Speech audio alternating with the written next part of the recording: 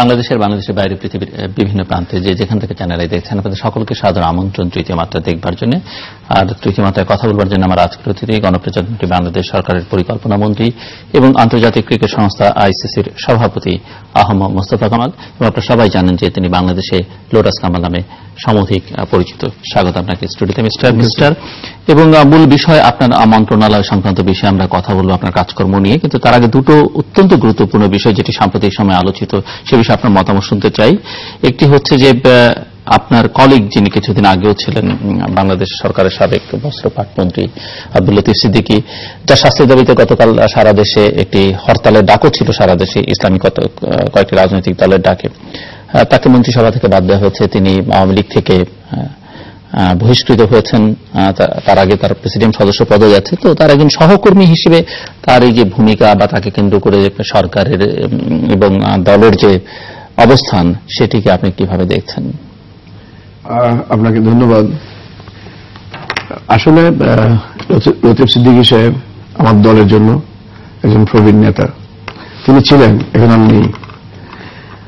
এখন আমি মনে করি তিনি আমেরিকায় গিয়ে যে বক্তব্যটি রেখেছেন, আমাদের ইসলামের যে মৌলিক যে 4টি ফাউন্ডেশন আছে, তার মাঝে একটি ফাউন্ডেশন হজ এবং আমাদের প্রিয় নবী নবী করিম সাল্লাল্লাহু আলাইহি ওয়াসাল্লামকে নিয়ে যে তিনি মন্তব্য করেছেন, আমি মনে করি যে এটি একটা আমার জন্য অপরাধ। এটা আমি একজন মুসলমান হিসেবে আমার যেমন লেগেছে, আমার বিশ্বাস আপনারও লেগেছে, সারা বিশ্বের মুসলমান উম্মাহ যেটা আমরা বলি, সবাই কিন্তু মনে কষ্ট পেয়েছে। তো তিনি এই কাজটি তার করা ঠিক হয়নি।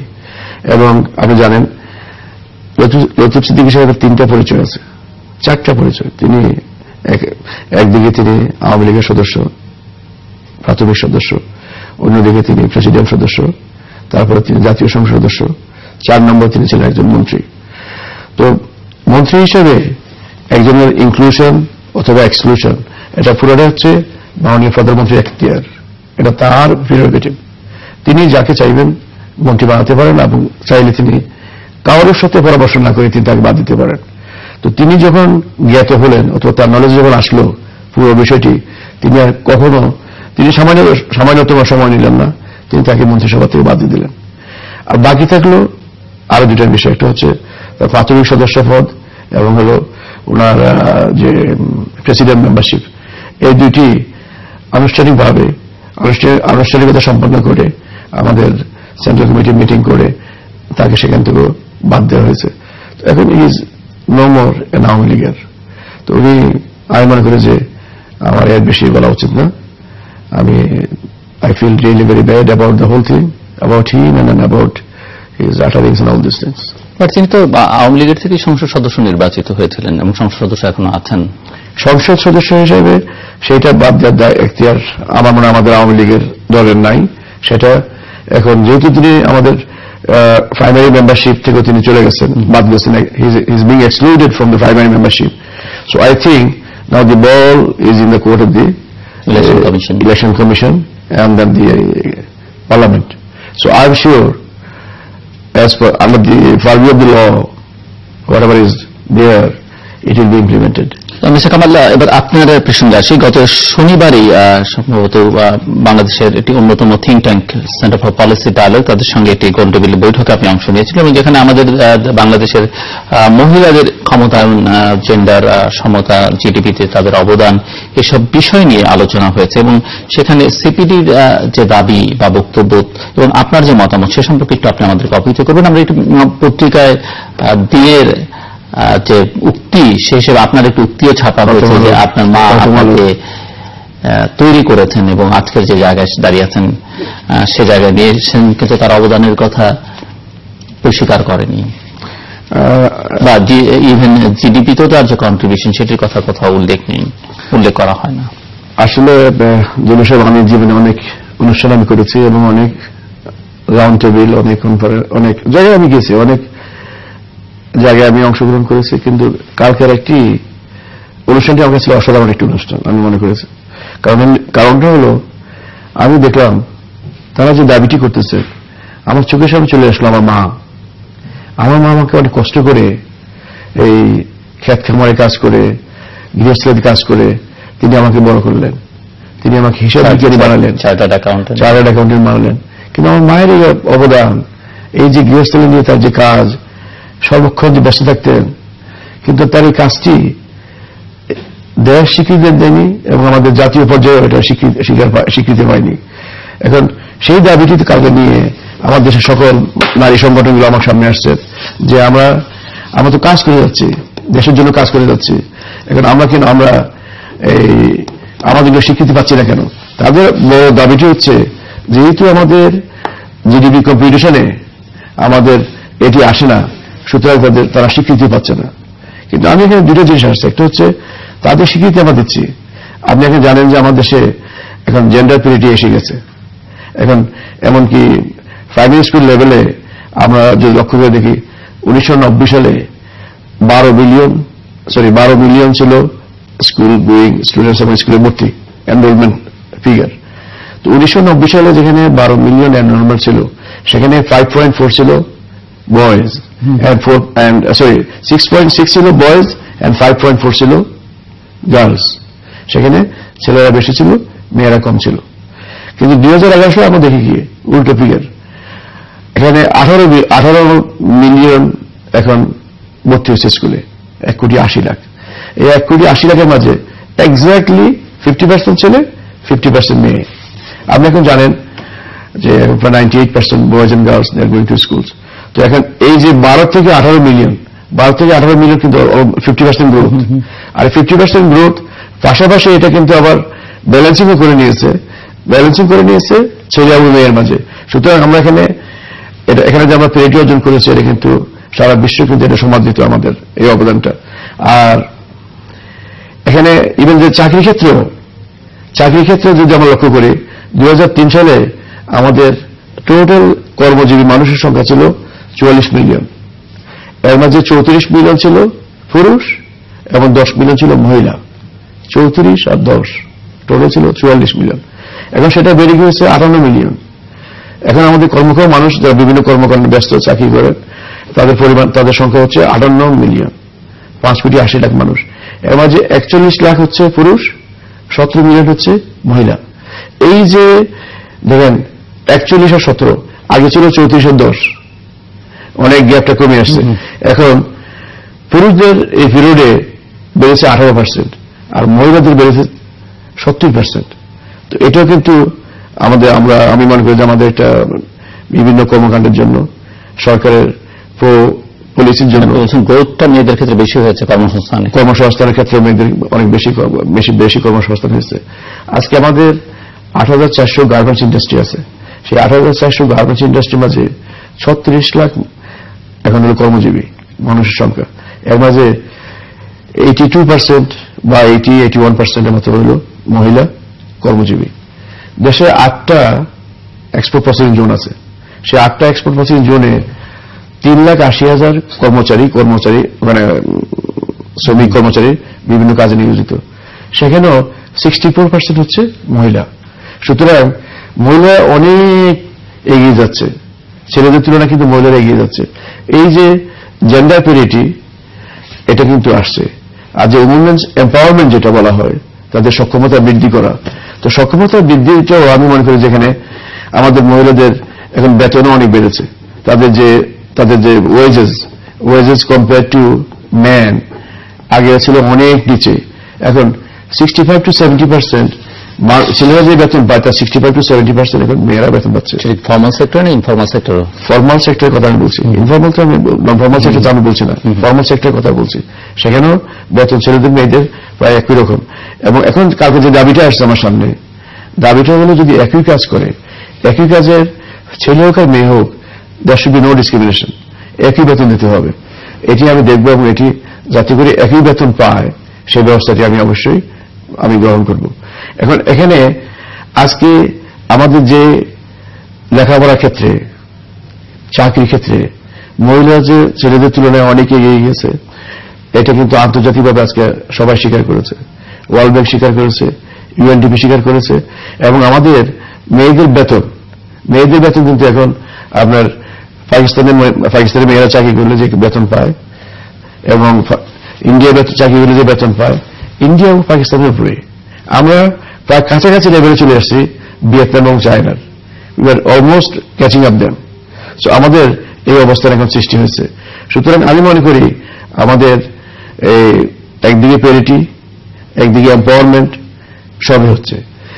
এখন তাদের যে মূল দাবিটি হলো যে মহিলারা largely they are involved in farming, agriculture এবং আমরা যেটা বলি হাউস হোল্ড যে কর্মকাণ্ড। তো এই হাউস হোল্ড কর্মকাণ্ডের সাথে শুধু মহিলারা না, ছেলেরাও করে। তাদের বক্তব্যটা হচ্ছে এটা কেন জিডিপির বাইরে থাকবে? আপনার জিডিপির জাতীয় আয় যখন নির্ধারণ করেন, জাতীয় আয়ের অন্তর্ভুক্ত করতে হবে। যদি জাতীয় আয়ের অন্তর্ভুক্ত আপনি করেন তাহলে অটোমেটিক্যালি আমরা স্বীকৃতি পাব। They are looking for a recognition, just a recognition. এবং তাদের বক্তব্যটি হচ্ছে যে পর্যন্ত এটা হিসাবে না আসা হবে তাদেরকে আমরা স্বীকার করতে পারি না এবং স্বীকৃতি তারা পাবেন না।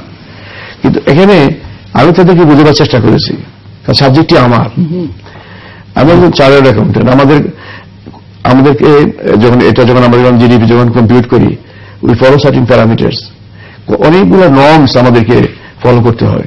আমরা যে ন্যাশনাল অ্যাকাউন্টিং সিস্টেম যেটা আমরা ফলো করি, এটা আন্তর্জাতিকভাবে স্বীকৃত একটা পন্থা।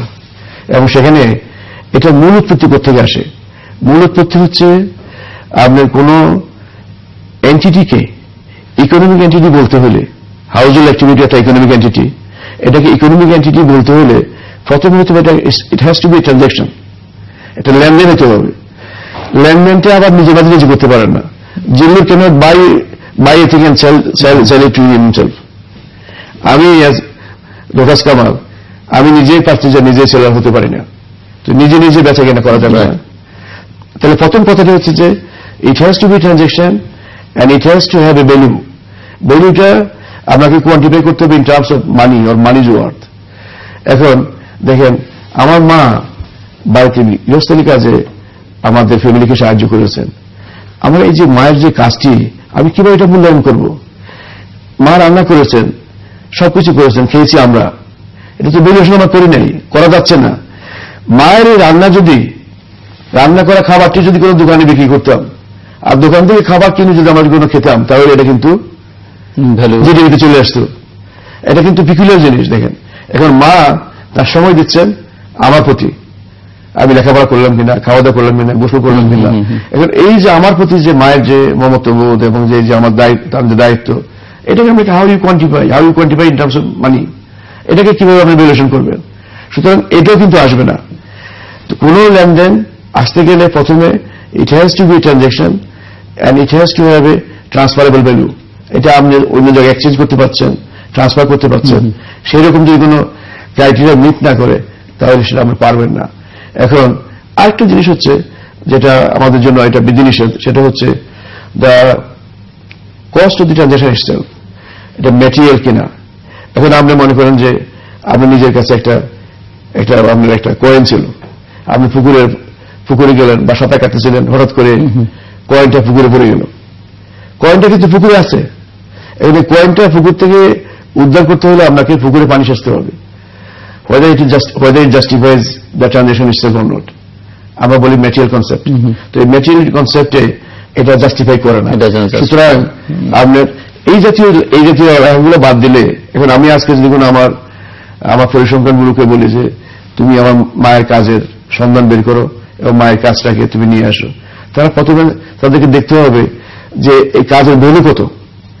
আর এটাকে বের করতে গেলে, অনুসন্ধান করতে গেলে প্রথমে আইডেন্টিফাই করতে হবে লেনদেনটাকে এবং এটাকে ভ্যালুয়েশন করতে হবে। এবং এটা কিছু করতে গেলে এটার ভ্যালু কত আর করতে গেলে কত খরচ হচ্ছে। যখন দেখবে যে এটা একটা 8 টাকা আউটওয়ে করে না, তখন তারা কিন্তু করবে না। এই জাতীয় জিনিসগুলো আমাদের দেখতে হবে। এখন এই প্যারামিটারগুলো যদি কোনো মিট করে, আমি তাদেরকে আশ্বস্ত করে আসছি যে আমি আপনার যদি এটা কনভিন্স তারা অবশ্যই আমি তো তাদেরকে লেভেলস ল্যাঙ্গুয়েজ কিভাবে লেনদেন হয়, কিভাবে হয় না, এবং এগুলো সব তাদেরকে আমি বুঝিয়েছি। এবং সেখানে আমি বুঝাবার চেষ্টা করেছি যে এখন আমাদের অ্যাকাউন্টিং মেথডে অনেক পরিবর্তন হয়েছে এবং অনেক জায়গায় কিন্তু আমাদের এখন অনেক টুলস, নিউ টুলস আমাদের কিন্তু এখন আমাদের হাতে আছে। ওই টুলসগুলোকে দিয়ে যদি আমাদের এই কর্মকাণ্ডকে সেগ্রিগেট করা যায়, কিছু অংশকে অন্তত আমি মনে করি যে আমাদের জিডিপি কম্পিউটেশন নিয়ে আসতে পারবো। এবং সেটি করতে গেলে আমার স্টেক হোল্ডার যারা আছে, আমরা জানেন ইউএনডিপি এবং তাদের লোকজন কিন্তু আমাদের এখানে আমাদের পরিসংখ্যান ব্যুরোতে কিন্তু অবস্থান নিয়ে থাকে। সুতরাং তাদের সাথে আলাপ আলোচনা করে স্টেক হোল্ডার যারা আছে তাদেরকে নিয়ে তাদের কনভিন্স করে আমাকে ধীরে সুস্থে এই কাজটি করতে হবে।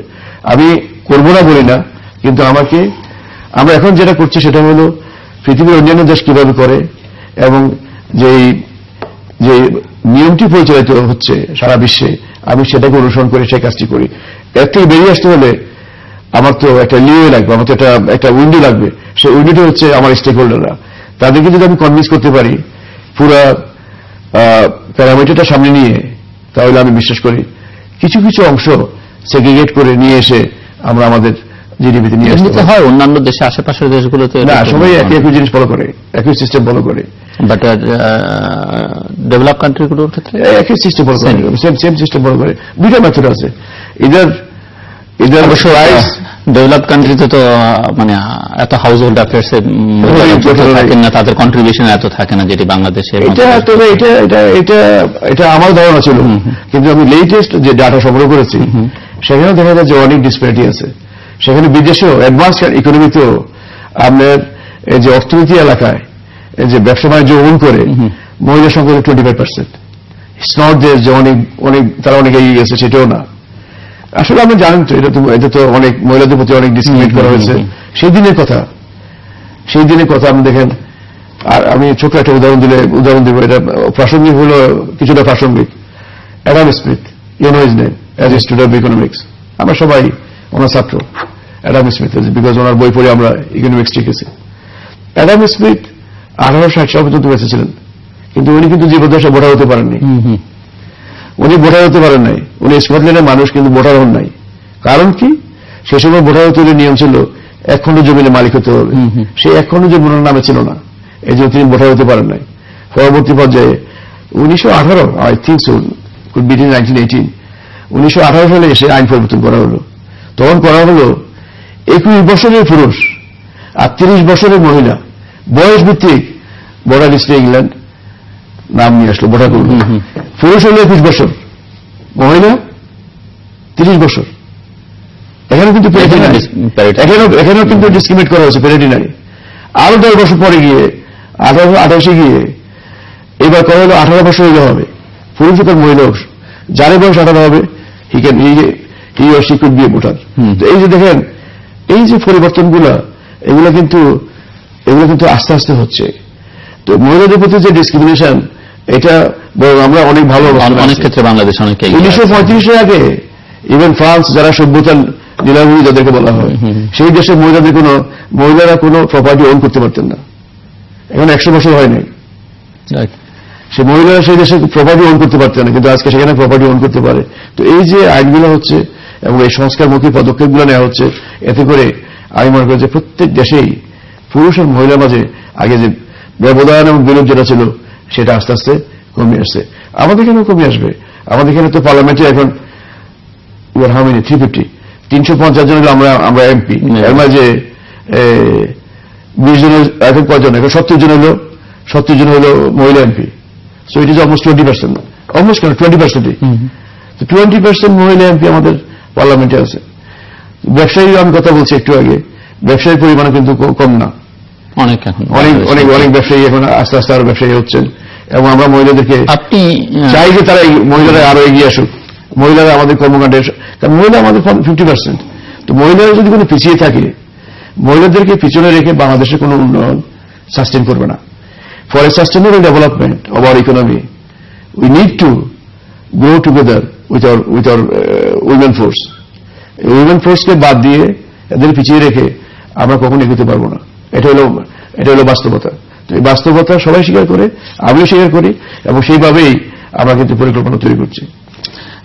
আপনি গত সপ্তাহে আপনার অফিসে দেশের ইকোনমিক্সকে নিয়ে সিএসআর কার্যক্রমের উপর একটি সভা করেছেন। তো এই সভার আউটকাম কি বা কি ধরনের হতে পারে? জিল্লু, দেখেন, আমার গ্রামের নাম দ্বিতীয়পুর।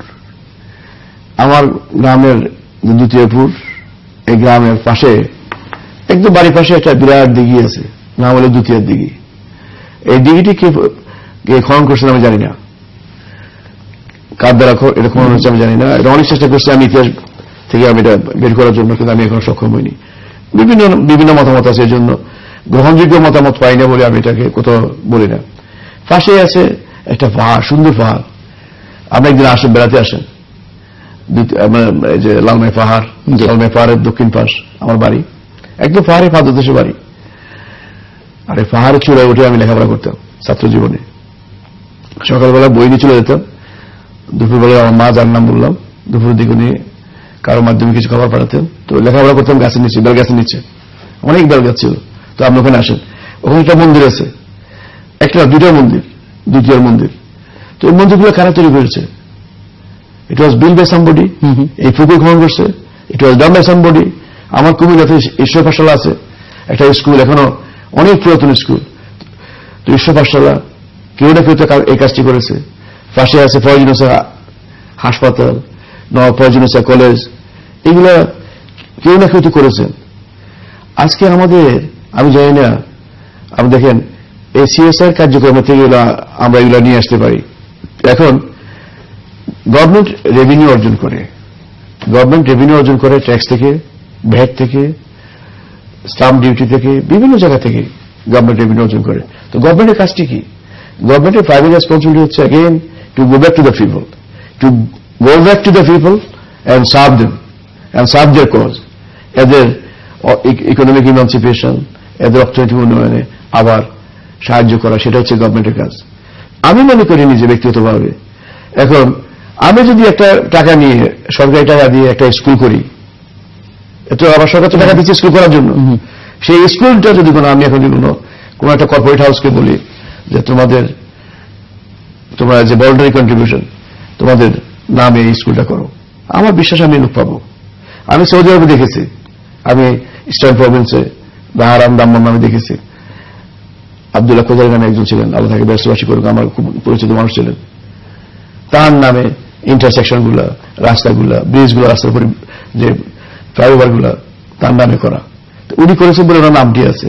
আমার দেশে আমি মনে করি, দেখেন আমি এজ এ পার্সন, আমার যে সম্পদের উপরে আমি একবার, আমার যে আয় বা সম্পদ, এটার উপরে একবার আমি ইনকাম ট্যাক্স পেমেন্ট করি, ইনকামের উপরে। পাশাপাশি আমি জাকাত দিই, আমার গিন্নি দেয়, আমার বাচ্চাদের দেওয়া লাগে, একবার ট্যাক্স দেয়, আবার জাকাতও দিই আমরা। তো কর্পোরেট হাউসগুলা তারা জাকাত দেয় না, তারা শুধুমাত্র ইনকাম ট্যাক্স পেমেন্ট করে।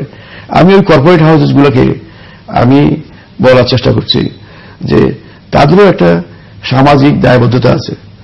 যে এলাকায় কুলিয়ারটেক মনে করেন, বা যে এলাকায় মনে করেন এখানে একটা শিল্প কারখানা গড়ে উঠল, ওই কারখানার দায়িত্বটি হচ্ছে কারখানার এটাকে, এলাকাটাকে গ্রিন রাখা, এখানে এলাকায় ল্যান্ডস্কেপ করা, সুন্দর রাখা এলাকাটায়, এলাকায় শিক্ষা প্রতিষ্ঠান, মসজিদ, যদি মাদ্রাসা, এই জাতীয় যদি জিনিস তাদেরকে দায়িত্ব দেওয়া হয় এজ এ ভলান্টারি কন্ট্রিবিউশন, তাদের নামে করুক।